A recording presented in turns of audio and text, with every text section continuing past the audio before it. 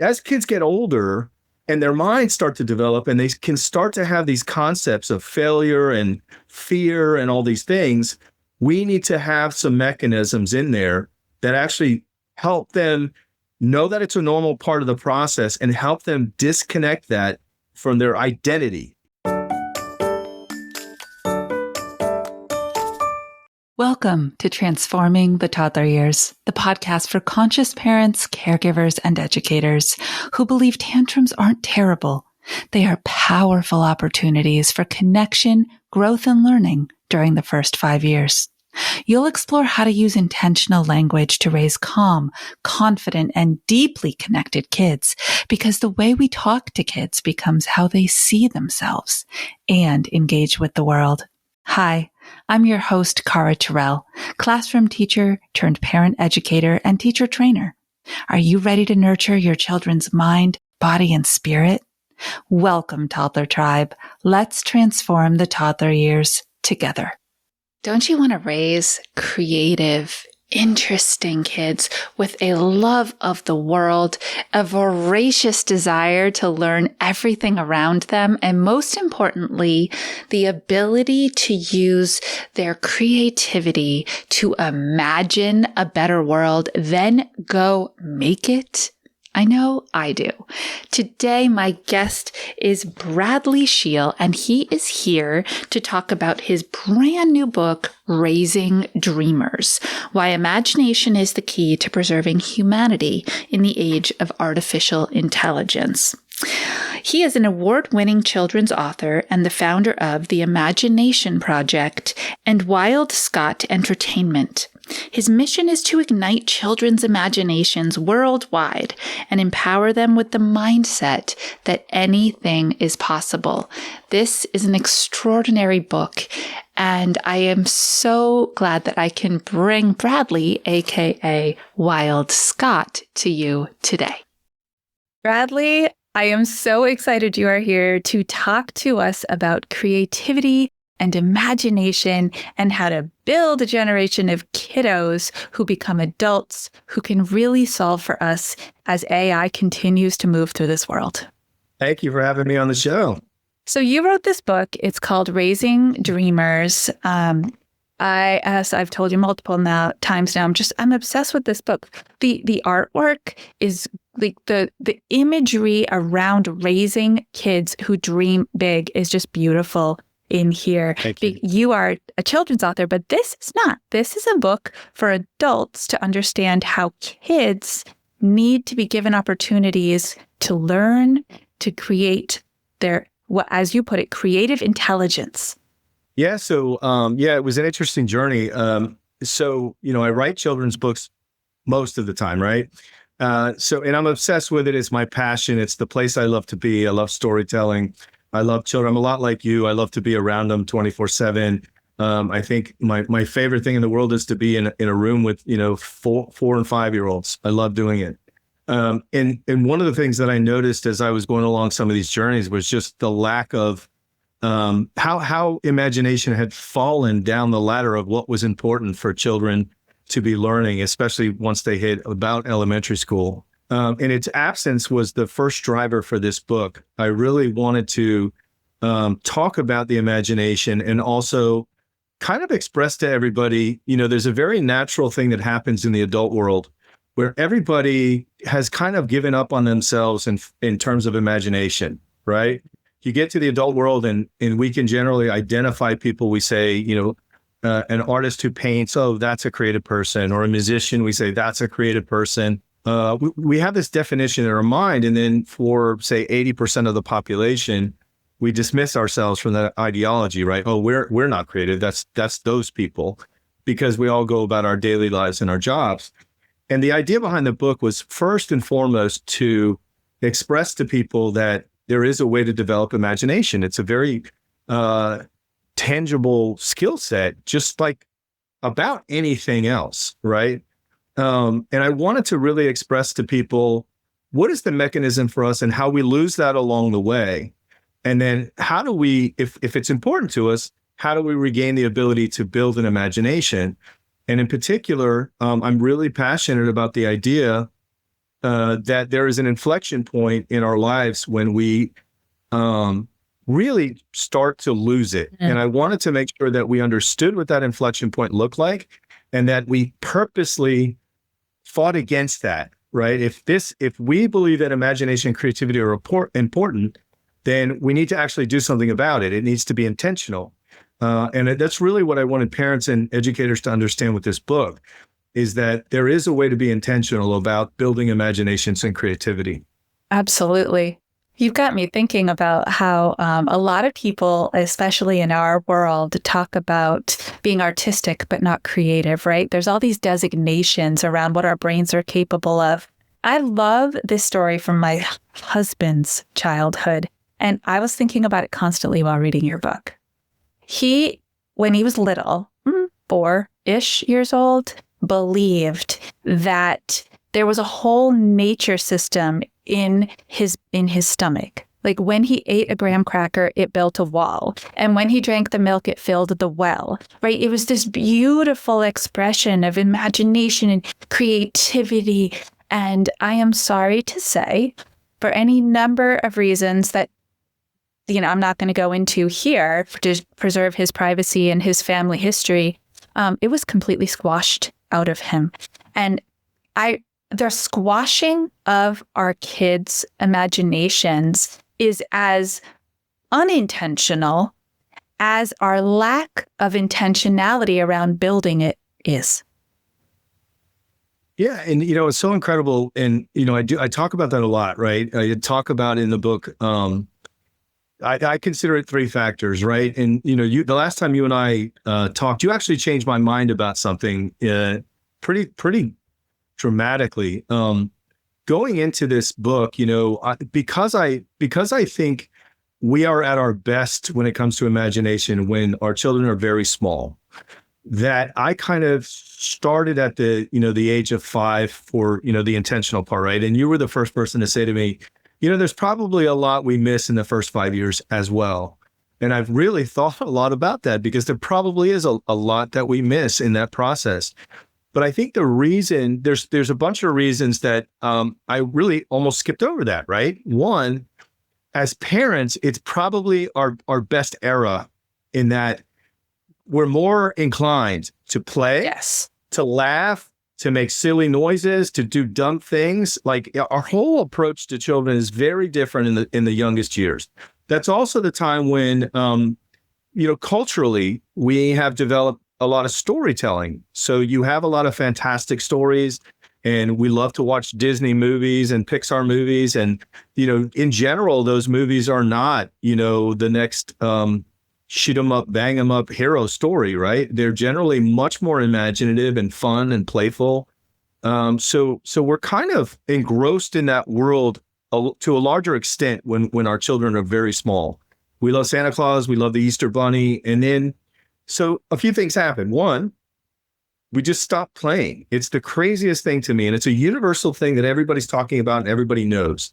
In fact, I just read something the other day that was really sad, that there's some really new surveys showing that when parents are asked the question, how fewer and fewer amount of time they're actually spending playing, even with their youngest kids, which is frightening. And it's a busy, busy world. So I understand it. But naturally, somehow we just adapt this mode where we say, okay, well, now the kid needs to go to school. It's time for everybody to grow up. It's time for the parents to move on from this, this wonderful, 1 to 5 set. And I don't think it's intentional, but it's something we all do. And we do it pretty hard somewhere between, say, 5 and 7. We make this hard turn away from the imagination. But I think the neuroscience is also really, really important because, and I know you write about this, everybody who really understands the youngest years understands how incredible the brain is from 0 to 5, yes, right? It's blowing up like a massive balloon. It's making thousands and thousands of connections at the same time. And it's doing that because it knows it needs to, because all of life is based on basically experiential learning, right? Yes. It's not about sitting down and jamming math down your brain. It's learning how to walk and talk live in action while it's happening. Language is learned from the parents while it's happening, right? Emotional connections. I know you talk about this a lot. Yeah. And I think about this in terms of, like even looking at a book and reading a book, young children are really not there to learn. They're just recognizing the colors and the patterns. And it's only when the parent points out the connections between a letter and a word that they really even make the association. But everything is free flowing. Everything is experiential based. Everything is live. And so nature gave us an amazing brain to absorb all that in at one time. But then at the same time, sometime around the age of 5 years old, it also creates a second process. And that process is what's called synaptic pruning. Right. Or it just narrows down the pathways and connections. And it does that on purpose because it's really trying to strengthen the ones it thinks you will need. So it harnesses your energy and it points your energy at what it thinks needs connecting. And then it builds very robust connections in that framework with very thick connections, lots of myelination. So there's busy highways. And so we as a society, we stop playing. So we're telling the neural circuits, hey, play isn't so important anymore. We stop telling these fantastical stories. And so it says, well, the stories and the narratives aren't so important anymore. We start, I hate to say it, but if you've been in schools, I just did a long stint in after school programs and really just experimenting with a lot of the thoughts that are in this book. And one of the things that was heartbreaking was, we would get these kids at around, say 3:00 in the afternoon. And we were trying to be very innovative and have fun after they were kind of exhausted from a long day. And that's a really unique challenge. But I think one of the most incredible things that I heard about in this thing was that the average kid in that school got 15 minutes of play, 15 minutes of outdoor space, right? And I was just dumbfounded as to how they think that's productive, right? So we tell the brain play is not important. What's important is sitting down, staring into a book or staring into a lesson and just focusing on that. So the brain is stripping away all the most fantastic things that would build imagination and creativity in order to focus on what the outside world is telling it needs. Mm-hmm. Rote learning, memorization, conformity. Yes. Right? That's what's happening. All right. So I am flipping over to page 13 for all of you playing along at home. And if not, get your book so you can. There's a Venn diagram, which of course, as a teacher makes me very happy. Thank you for that. Around the idea that there's multiple kinds of intelligences. So what you were just talking about is cognitive intelligence. And it is what adults tend to prioritize being what they believe is an indicator of a child's long-term success over the course of their entire life, whether it's in a classroom or in the real world. So there's artificial intelligence, which is coming on strong. There is organic intelligence, which I'm going to ask you about here. And then your book is all about this third type, which is creative intelligence. So organic intelligence, people are going to hear me say IQ and go, I know what that is. Yep. EQ, most people nowadays are hopping on the emotional regulation, the emotional quotient, the emotional intelligence train, right? Social quotient, lesser known, but people do understand that brains are built and humans are built by being social creatures. Talk to us about AQ. What is that? So the adversity quotient, right? So, it's interesting because, so I've been in the creative world for a long time, right? And one of the things that the way it shows itself in the creative world all the time is about rejection. And this is something that happens in the creative world, I think, more often than the standard world, because the standard world is so built upon norms, right? So if you are given a set of norms and standard norms and you follow standard norms and you do what you're told, you're pretty much in good shape, right? And so a lot of this training that we've had, all of us have had it, right, as we go through the educational system is, how do we follow standard norms and how do we succeed in a world where, conformity is key, right? So AQ is something that maybe is not tested in us, maybe is not built in us that much, right? But if you're in the creative world, or if you tend to think outside the box, as they call it, you're always pushing up against standards and norms, right? You're not following typical paths. In that realm, you have to have this kind of mental toughness that says, I can take a hit and stand back up and keep moving. So I will tell you that people most recognize this in the sports world, right? Like sports psychology is very trained in, go at it again. But in the real world, most of us are not trained from an emotional and mental state on what it is to be able to deal with difficult circumstances and then stand up, restart, do it again.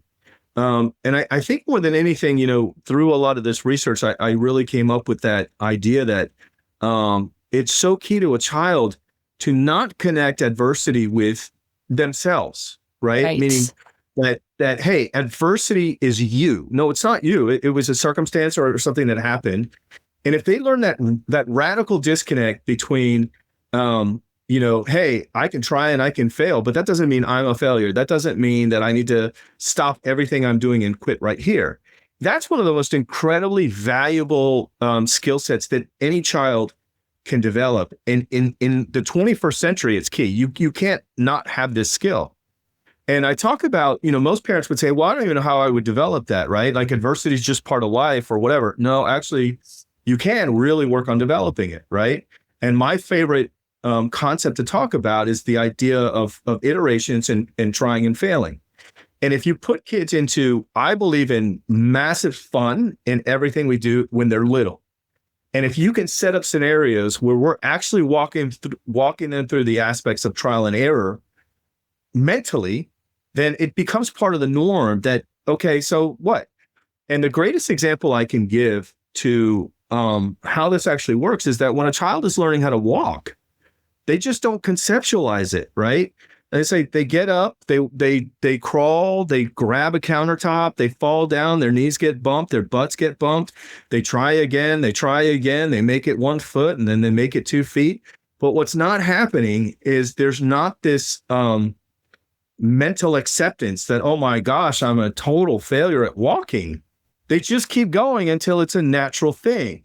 And so as kids get older, and their minds start to develop and they can start to have these concepts of failure and fear and all these things, we need to have some mechanisms in there that actually help them know that it's a normal part of the process and help them disconnect that from their identity, right? It's not identity, right? The idea. So, and adversity is only, that quotient is only gained through multiple trial and error. Yeah. You have to experience adversity and get through it to be tough on it, You really do. And, I learned so much. And again, it's in the fitness realm, interestingly, through my Peloton coaches who are in my ear. And there was one, and she said, a fail is, because everyone talks about failing forward, right? The Gift of Failure, great book, by the way, if you're a parent and you want to learn more. A fail is the first attempt in learning. And she's like, and I'm here for all of it. I'm here for your sail and your sail, right? Your second and your third and your fourth comes back around. And so this is what I say to kids now. I say, oh, that was your first attempt to learn that. I wonder what your second one will look like. I wonder how your second one will turn out. So we create, like you're talking about, that possibility instead of the finite outcome. It's more of a trajectory. So for all of you listening at home, if that's helpful to you, start it today. Give it a try.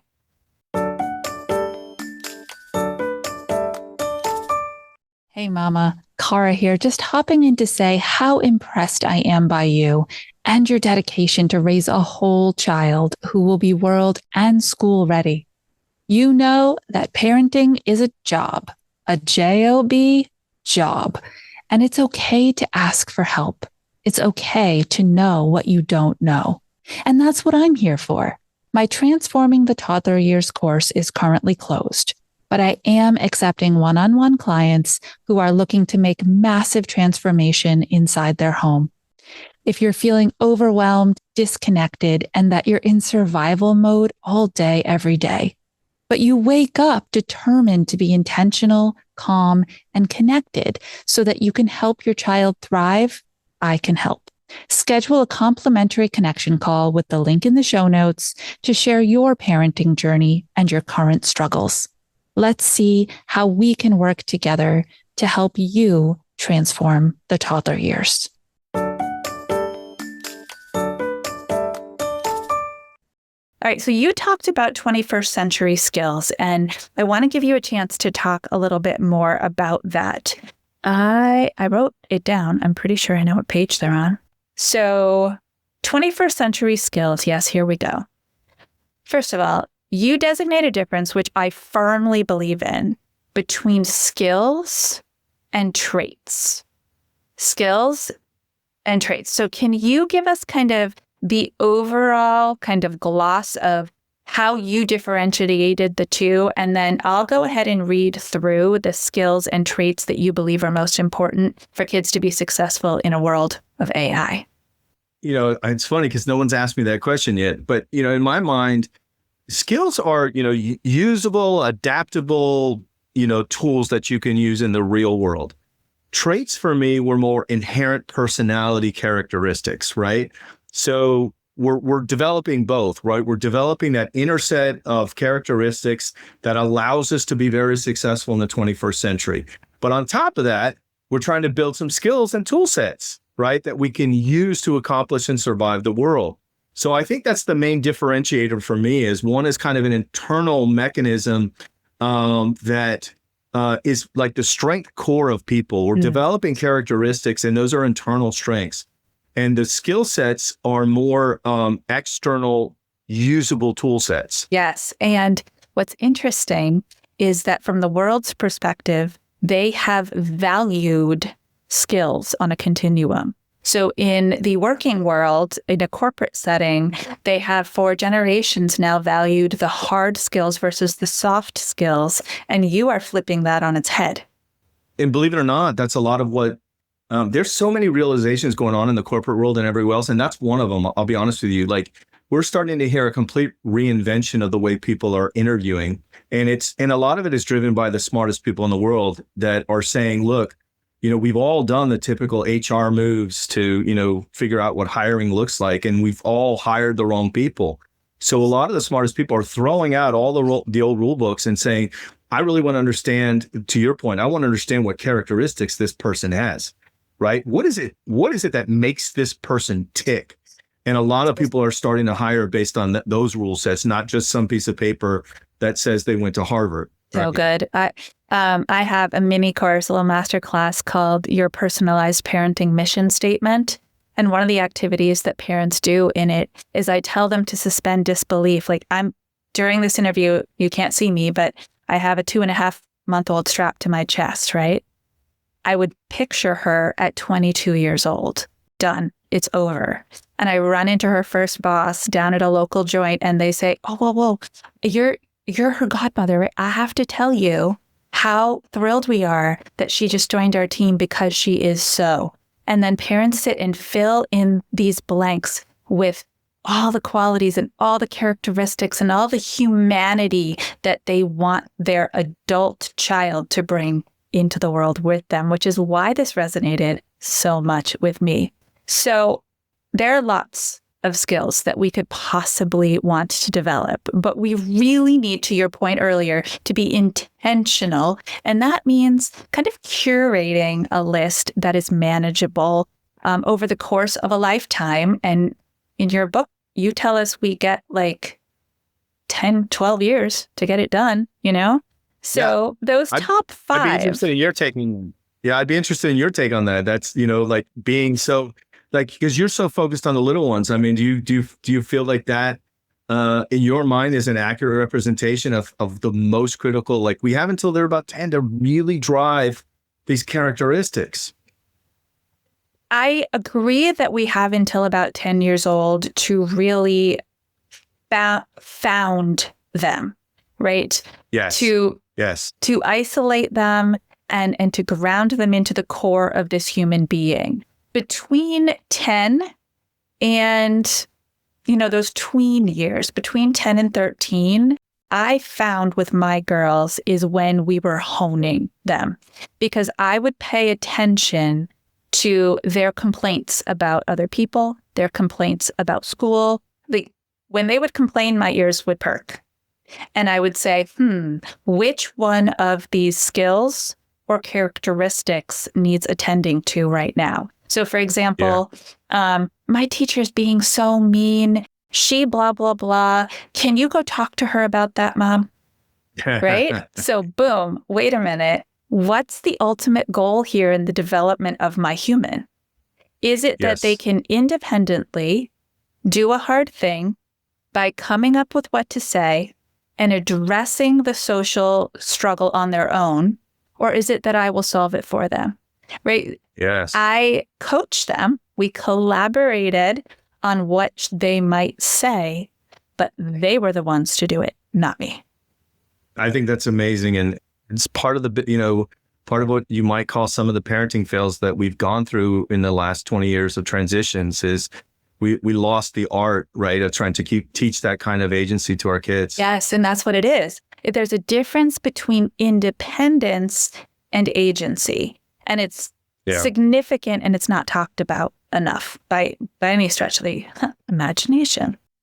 All right, this is me. Here we go. Okay, so Bradley's top 5 skills. Imagination and creativity are number 1. Not a big shocker there.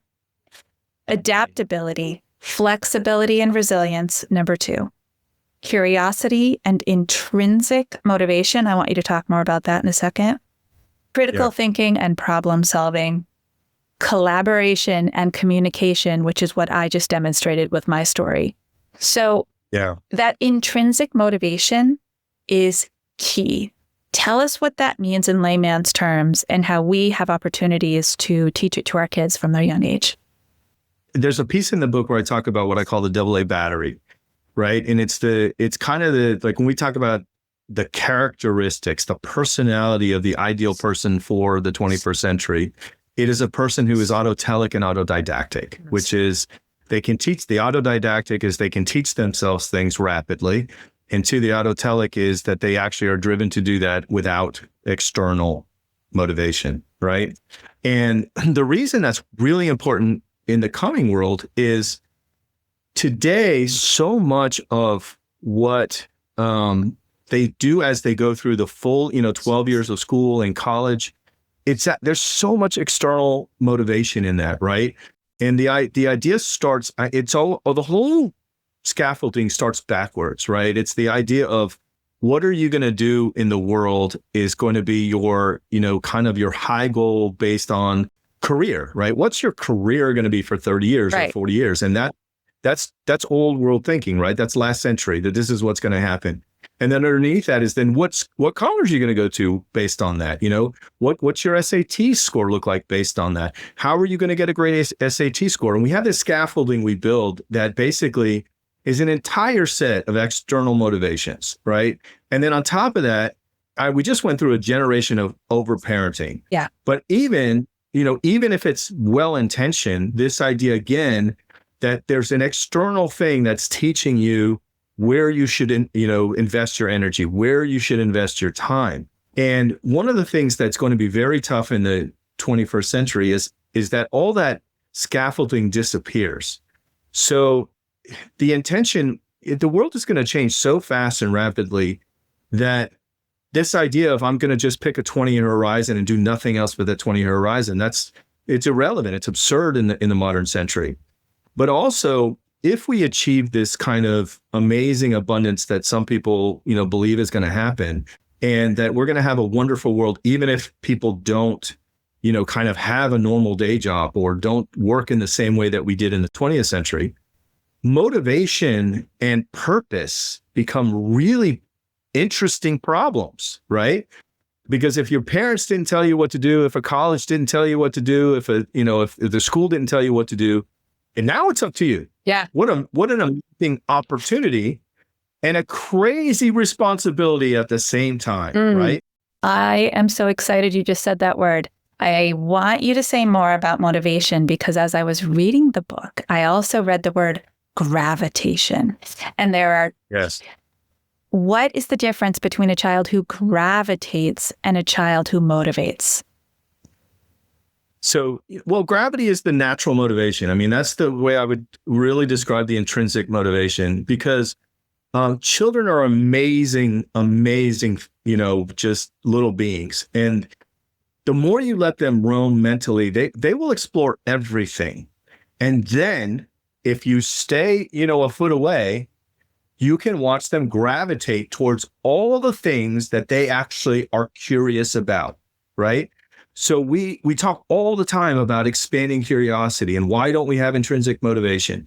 Teachers are screaming from the rooftops about kids walking into their classroom and having no interest in anything. They're apathetic. They don't care about school. They're not interested in learning, which is a frightening scenario because, that's destruction, right, of the human being, in my opinion, right? So the more we start to really understand what's happening there mentally and psychology and all these things, is that if a child is given the opportunity to explore, he starts to find the things, or she, that they're interested in. And that's where natural curiosity sits. It's just whatever it is, whatever they're interested in is where natural curiosity sits. And then if we help them push down the roads of the things that they are naturally curious about, they become self-motivated. And for me, the underlying system when they're little is a support system, not necessarily guidance or instruction. It's support. As it's like we do, again, we can go back to the walking scenario, right? When children are learning how to walk, if we just block them in every way we can from the attempt or tell them they should sit down because it's dangerous, they're never going to learn to walk. So what is our number one move? Our number one move is to support the initiative, right? We try and find a way to support it. So the one thing about curiosity, and I think that it's where we have gotten kind of off the rails sometimes, is actually because we care, right? So we step in if we're worried that, where the direction they're headed is not the right direction, we turn them on purpose, right? We say, no, not this way, not that way. And there's a lot of processes that kill natural curiosity and intrinsic motivation. So we have to learn how to let them explore and then support the exploration and then support them. And they will probably go down a lot of paths that are not the final path, right? Yes. And if we understand that, we're okay with the exploration. We're okay with them looking for new and exciting ways. We're okay with them sometimes picking up something, looking at it for a while, and then going on to something else, right? And what's interesting about this transition that we're about to go through with artificial intelligence is there is equal danger and opportunity on the entire road, right? So at the same time, we're losing our jobs or we're losing this society that's based on jobs. We're now entering a phase that all possibilities now become possible for any child. So what do you do with that? Well, it's just a different paradigm. And it's why I wrote the book, is that as parents and educators and teachers, we all now have to shift our mentality to say, we have this change is coming regardless. We have an incredible opportunity to rethink how we want this thing to go from, 1 to 12. We do. And if we were going to rethink it, what are the greatest things we can do for little human beings, right? And intrinsic motivation comes from allowing them to explore, gravitate towards the things that they are interested in, and then help them along that path. Mm-hmm. That is totally different than the whole world of overparenting or sitting kids down for 8 years for conformity or saying, hey, you're good at math, so you must do this. I'll give you a real quick one. There's a chess player named Carl Magnuson. Mm-hmm. And I don't know if you know who. Heard of, yeah. He's the best right? The guy's the best in the world. And he talks about a period of his life where he completely walked away from chess. And when he was very little, his dad is like his dad's a brilliant chess player, grandmaster or something like that. And his sister was a high level grandmaster or, really was a family thing. And he says, when you listen to him talk, he was completely disinterested. He didn't care about chess. He could play it. He was taught it. He wasn't interested. He walked away. And then all of a sudden, one day, he became interested in the game. And all of the skill sets he had learned came back, but now it was fueled by an internal desire to be a great chess player. And he basically became the best chess player in the world. even though at one point in his life, he completely was not interested in chess. I love this idea of growing up as an exploration, right? And that's it, the experiential learning. So everything you've just described for us totally dovetails perfectly into the top 8 traits that you put in your book that will come out of this. So if a child is intrinsically motivated, if they are curious and they're using their critical thinking, they're collaborating and they're using their imagination and creativity, they will develop better self-esteem. They will have this empowered psychology that's based in possibility instead of checklists and checking those boxes. They will have a love of learning. They will have a bias towards action. I really love that one. Instead of being stuck against the wall, there's a moving forward. They will set goals and objectives. They will be comfortable taking risks. Gosh, I wish someone had kind of encouraged that in me as a little person, because I'm naturally not a risk taker. So that's the other thing I found raising my 2 girls is keying in on who they are individually, what their unique traits and characteristics are. One of them needed me to encourage her to be more of something, while the other one very much needed me to ask her to tone it down. Same trait, different measures. Amazing. We went through the same thing. It's funny, I have 2 daughters. We went through exactly the same thing. And I do think my wife was brilliant at this. Like, one, she was constantly pushing forward, saying, go ahead, you can do this, you can do this. And the other one was like holding back a lion with a string, right? She was so ready to tackle the world and do anything she wants. And I think one of the things about that list that is really something I'm trying to express in the book, and that is that we can do things intentionally that develop that list. Yes. Right? The exercises and the core of what I would share, and I'll give you an example of a couple examples from like some of the after school stuff I've done. Engagement is insanely important, right? So in all the exercises that I was doing with them, I was trying to figure out what really works, right? What works? And there's all these little techniques for engagement. And when kids are engaged, the things that appear are amazing, which is the hand gets raised really quickly, right? And if you're doing an exercise that's engaging, the next one wants to say, I'm next. And if you're getting I'm next or can I be next, then all of a sudden, these things that you're doing are really important to these kids, right? And all the things that I talk about experiential learning is sinking in hard because it's exciting for them. It's motivating for them, right? And so the idea behind the book is, how do you develop exercises and fun and all the things that are engaging, but thinking about that list, right? Which is, how are we developing trial and error? Well, trial and error is only through trial and error. So you have to develop different games and different exercises and different projects that are based in trial and error that engage everybody. And what it does is it removes that fear that you're talking about with the ones that are more timid. The ones that are more timid, the risk taking is generally about, am I about to fail? And as you start to remove that by multiple times of playing games where lots of people in front of them are failing, and they see it all the time. And if everybody's happy, it means nobody's crying. And it happens. They do cry, right? But if it's a repeated problem, I'll tell you, I played games where everybody knows everybody has natural talents, right?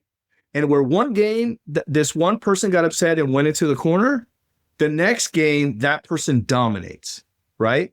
So what's the goal? The goal is lots of games, lots of experiences, lots of opportunities to try and fail. And in the classroom or anywhere at home, it doesn't matter, but opportunities to basically experience those traits over and over and over again is what makes them permanent. Right. Right? It makes them permanent. Yeah. And if you've never, you know what being timid is about, if you've ever been that person or been around that person, being timid is about that first step, right? It's always about like, oh my God, the fear and the nervousness and all that. If you've done anything, I don't care what it is in your life, 50 times, you can still be nervous.